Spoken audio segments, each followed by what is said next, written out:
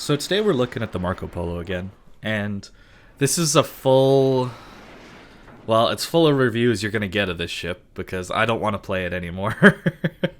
I really don't want to play this ship anymore. I've played 37 games in it already, which is a lot considering it didn't come out that long ago. I really tried to give this ship a chance, and I gave it more opportunities than it deserved, to be honest. This ship is not very good. Let me get that out of the way to start with. I don't think this is worth your time, all the effort of getting all that coal.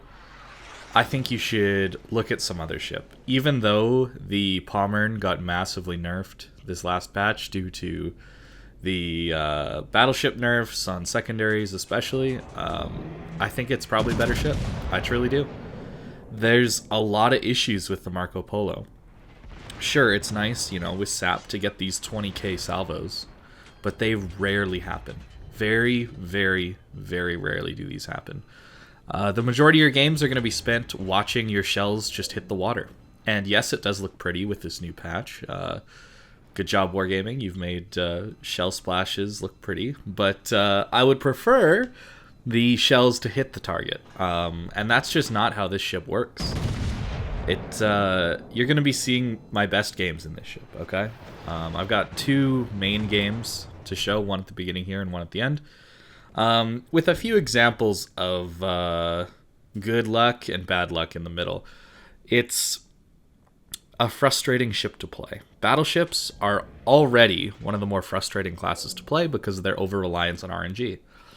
And when you put SAP on a battleship, you give it some sort of consistency with those shells, right? You're not going to be overpenning at all. You'll be shattering a little bit more. You'll be maybe bouncing a little bit in weird areas. But the real bonus of SAP is that you're not going to be overpenning, which is some sort of consistency. But Wargaming has put this SAP on somewhat inaccurate shells. I want you to notice how little damage we did there, even though our dispersion looked good. The AP can be good, but it's not amazing. It's got pretty decent pen. It's near Azuma levels of pen, but getting the accuracy to hit the Citadel is difficult. This ship is not very good at that. Now, you're going to see here that I am kind of on my own and kind of bow tanking the enemy. This was my game where I said, I am going to try my hardest to brawl in this ship. Okay? I went into this game thinking I'm going to brawl. And that's what we did.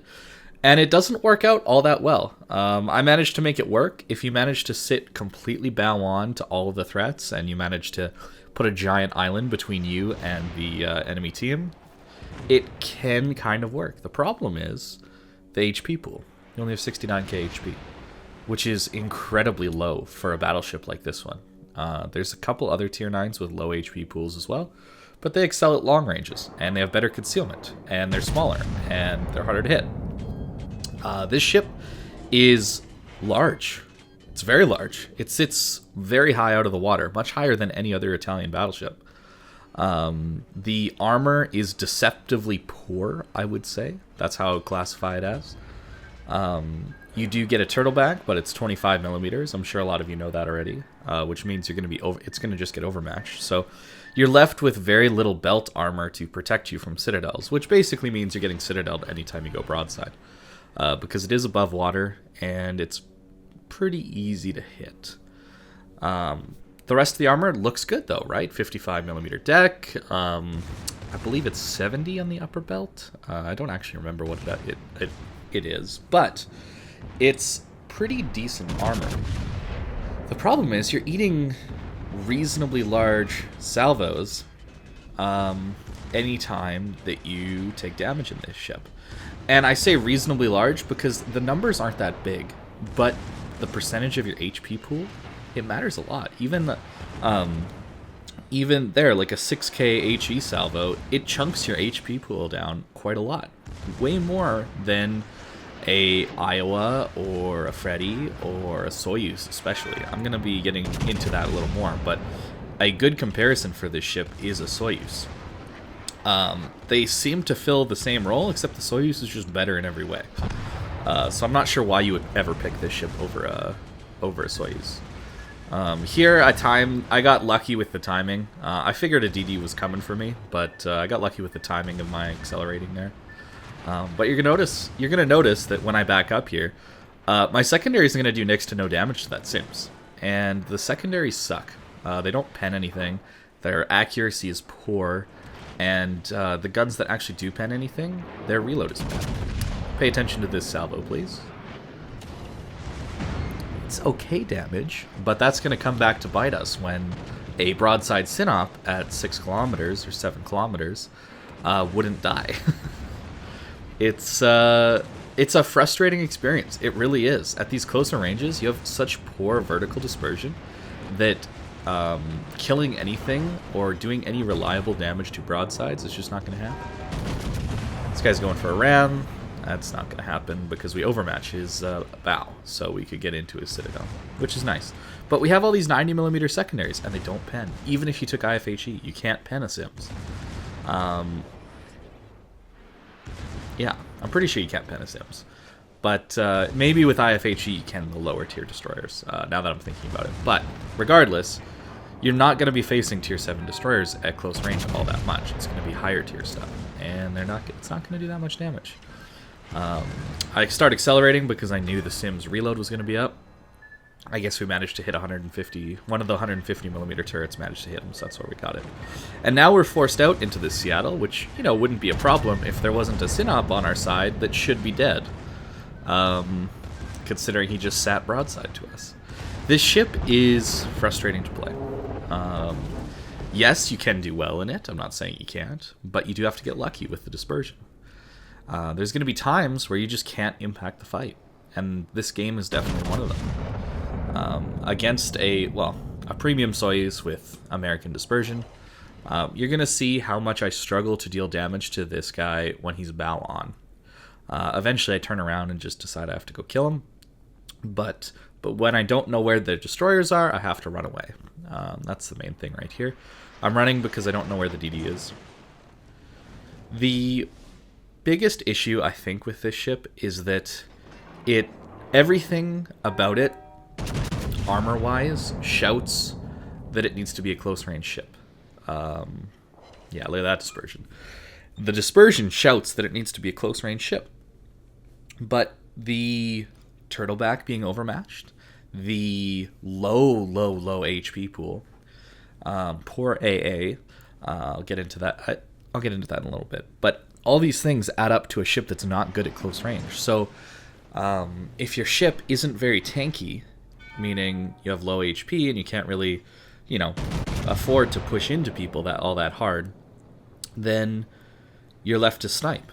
But are you really going to want to snipe with this dispersion? Really? And yes, Deadeye does help it, obviously, but the problem is Deadeye isn't active all that much because you have poor concealment. Your concealment is 13.2 kilometers. Roma kind of works this patch because it has 11.7 kilometers, I believe.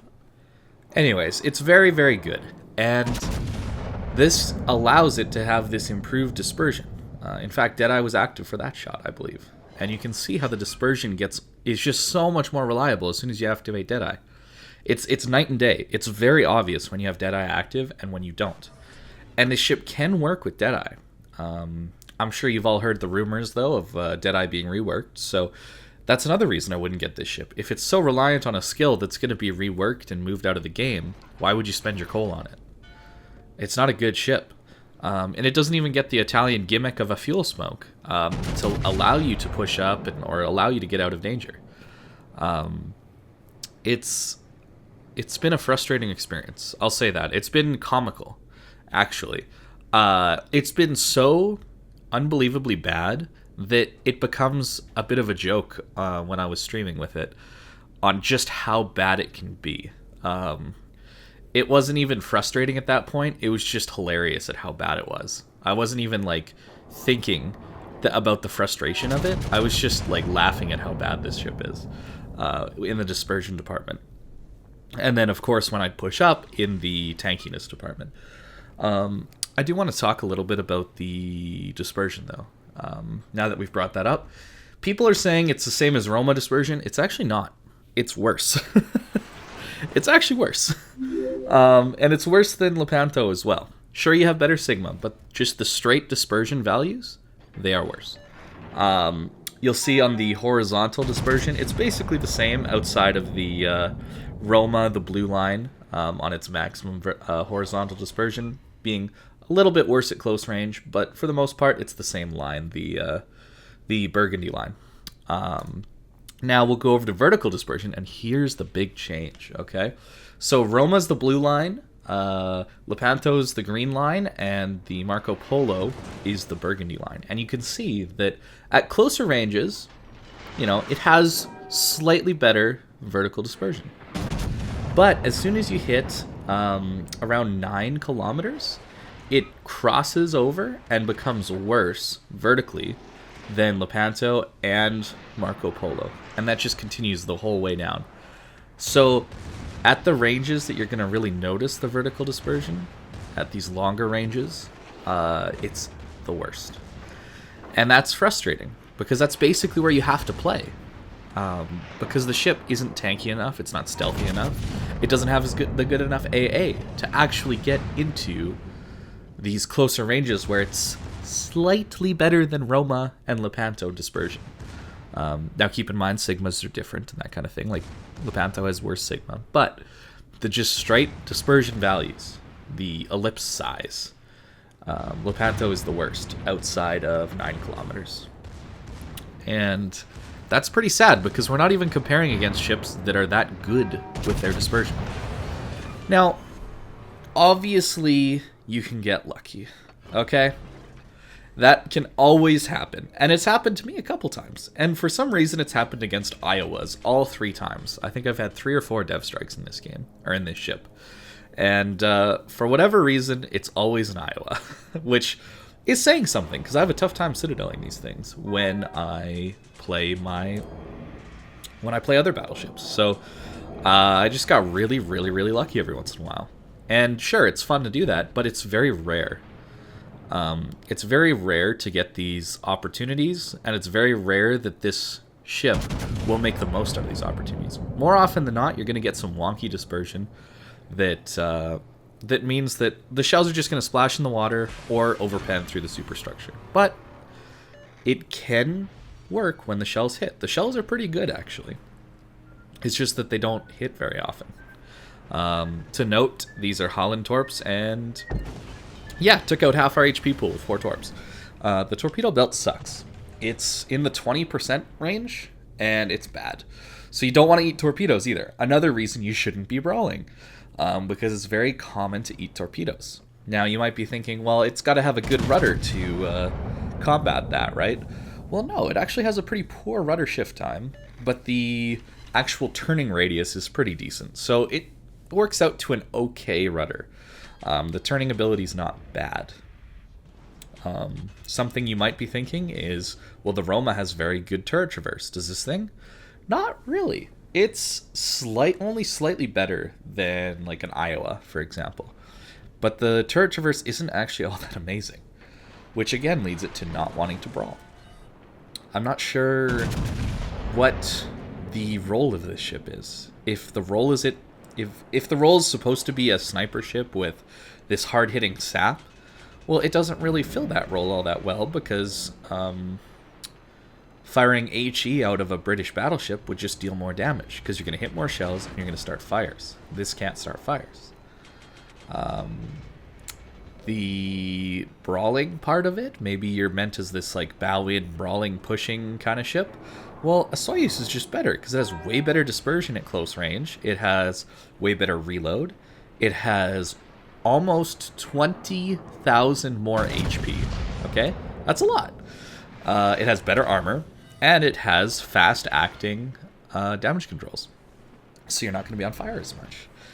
I just can't see why this ship exists in the way it does. I just don't understand. Now, I have talked about the AA. The AA values are pretty good, but you look on the map, you only get 4.6 kilometers of range. That's that light blue circle.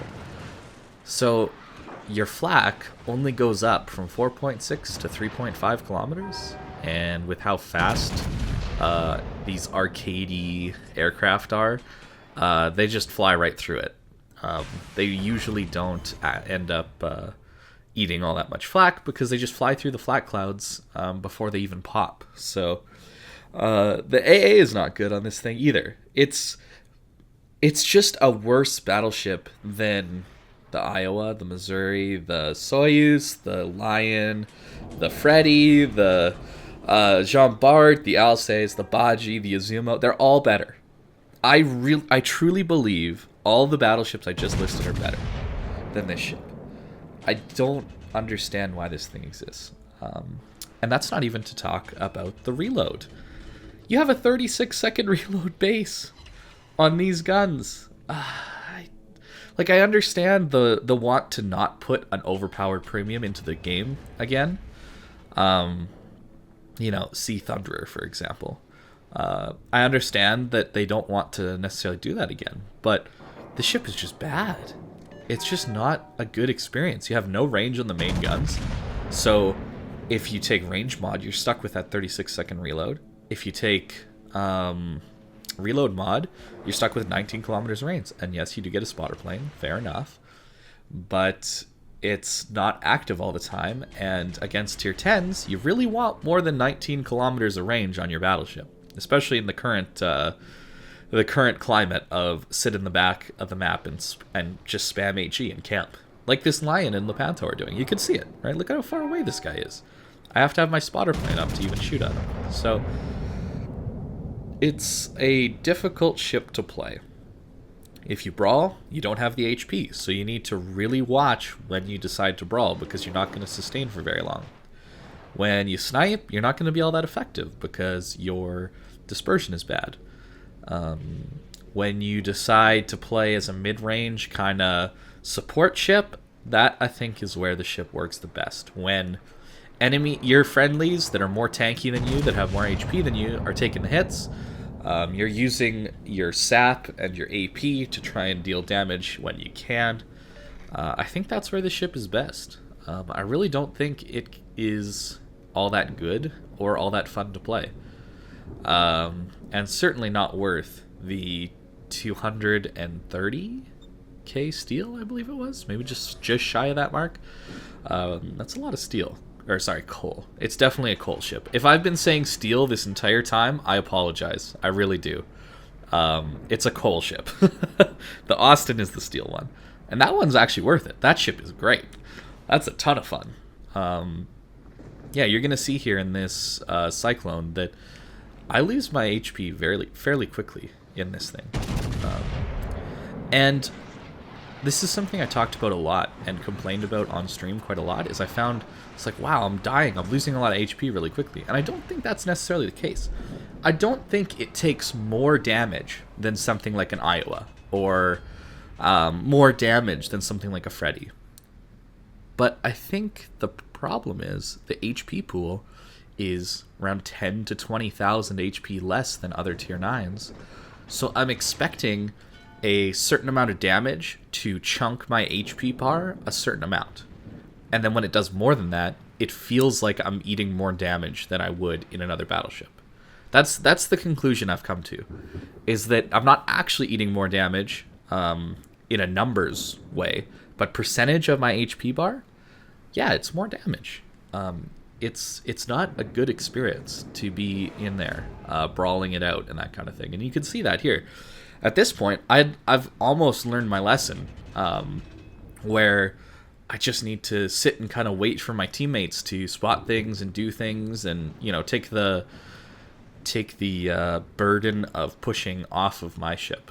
And if you know me, that's pretty hard because I like to push and be active and make things happen for my team. So it's a difficult ship for me to play personally because it's not a very active ship. It's a passive reactionary ship, and I'm not as huge a fan of that.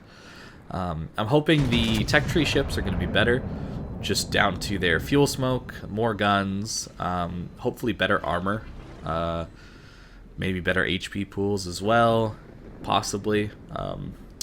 Part of the reason is just look at how high this ship is out of the water. It looks like it should be lower by like maybe a third into the water. I don't understand why it's so high out of the water compared to Roma or other Italian battleships.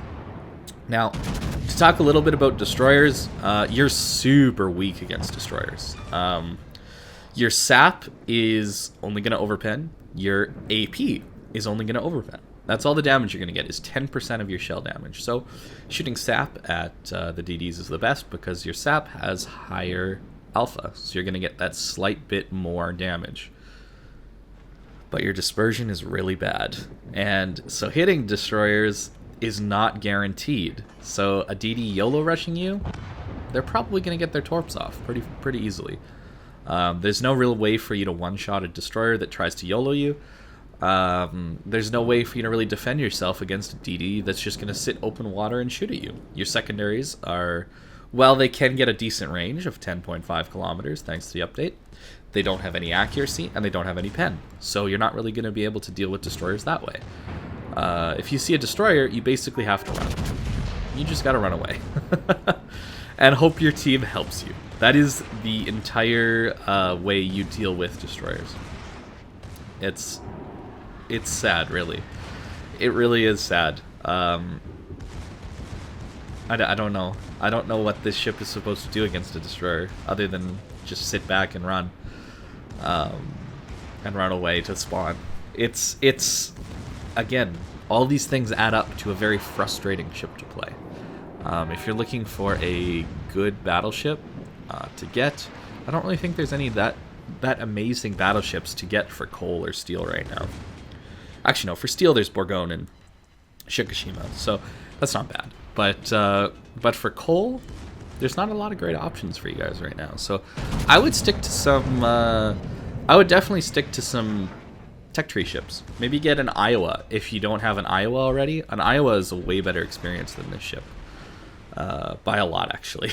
The dispersion is way better on an Iowa. You got more HP, you got a way better heal, you got way better AA, you got more range. It's just a nicer experience overall. And you get access to HE, which is very handy in a lot of situations. I just don't understand why this ship is lacking in most areas. There's not really much this ship does better than any other battleship, other than the consistency of SAP, potentially. But even that, it's not that consistent just because of the poor accuracy they put on this thing.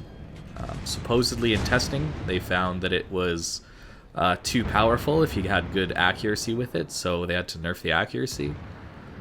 Which I can kind of understand, but I have found SAP to be a highly unreliable ammo type on a battleship. I have found it to be disappointing because you can't pick out where you shoot. The reason cruiser SAP is so strong is you can pinpoint the upper belt or the bow or the stern or the superstructure of the enemy ship. And with that pinpoint accuracy, you're able to deal massive damage with cruiser SAP because you're targeting parts of the ship that aren't saturated and areas of the ship that you can actually pen. Okay, those are the two most important things with cruiser SAP, or SAP in general. You're wanting to target things you can pen and areas that aren't saturated, because saturation mechanics do impact SAP.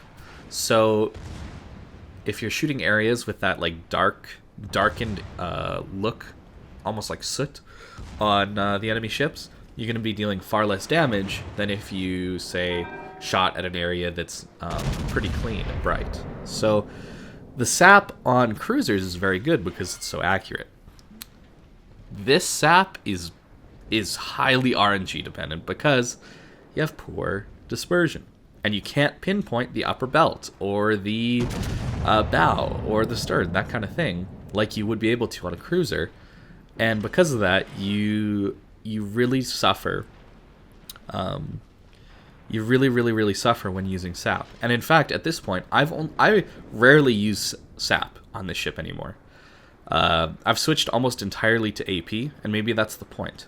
That they don't want another battleship to be just an HE spammer like the Thunder was. But I can't help but wonder why the SAP is even here if most of the time I would rather be using AP, and then on the really squishy targets like destroyers, your SAP doesn't even do big damage.